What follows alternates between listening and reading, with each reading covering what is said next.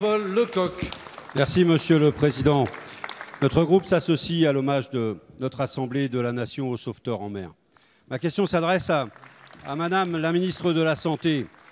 Semaine après semaine, les députés communistes vous alertent au sujet de la situation catastrophique de la santé publique.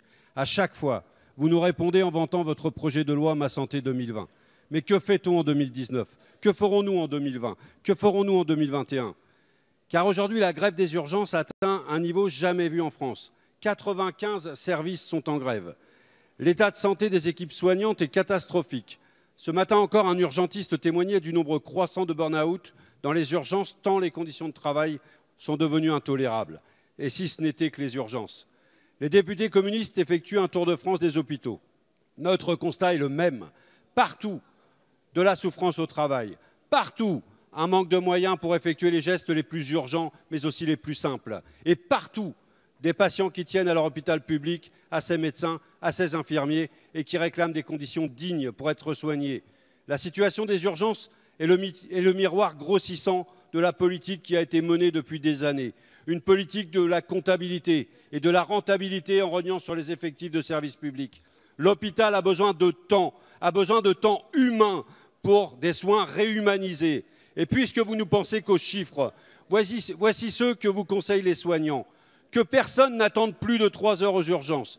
Et la création de 100 000 postes et aussi 300 € par mois en plus. Vous allez me répondre, ça ne permet pas de guérir mieux, comme vous dites, mais ça permettra de passer la tempête.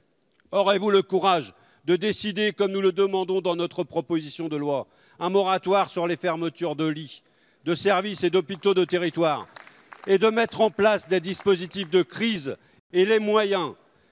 Madame la ministre, canicule et isolement, cette situation aggraverait cet été le bilan et vous en porterez la totale responsabilité. Nos citoyens peuvent se rassembler sur le site urgencesanté.org pour exiger ce moratoire. Merci. Merci. La parole est à Madame Christelle Dubos, secrétaire d'État auprès de la ministre des Solidarités et de la Santé. Merci Monsieur le Président, Mesdames et Messieurs les députés, Monsieur le député Lecoq. Vous l'avez rappelé, en effet, cela fait de nombreuses années, de trop nombreuses années, qu'il n'y a pas eu d'investissement dans les hôpitaux et c'est pour ça que la ministre des Santé et de la Solidarité a relancé les tarifs hospitaliers fermés depuis plus de 10 ans.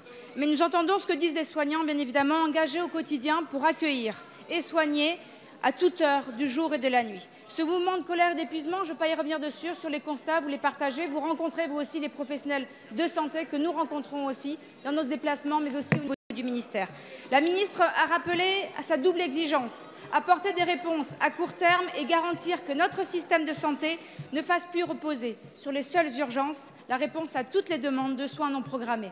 Agnès Buzyn va présenter avant la fin de semaine des conditions dans lesquelles elle entend que soient traduites très rapidement et opérationnellement les premières mesures annoncée que je viens de rappeler à l'instant. Elle s'impliquera personnellement et souhaite que toutes les parties et tous les métiers soient entendus. Il faut améliorer les conditions de travail et la reconnaissance des personnels soignants. Lors du congrès annuel des urgences, jeudi dernier, Madame la ministre a annoncé le lancement d'une mission nationale chargée de la refondation du modèle de service d'urgence. Cette mission a été confiée au professeur Pierre Carli, président du Conseil national de l'urgence hospitalière, et du député Thomas Mesnier. La mission devra tirer les conséquences des orientations de Ma Santé 2022 sur l'amont et sur l'aval des urgences, mais encore une fois, elle devra aussi apporter des réponses opérationnelles. À cette mission s'ajoutent les différentes mesures dont j'ai évoqué à l'instant, mais permettez-moi, pour conclure, de remercier au nom du gouvernement l'ensemble des professionnels travaillant dans nos services d'urgence pour leur engagement au quotidien, sur lequel nous pouvons compter, sur lequel les Français peuvent également compter. Je vous remercie.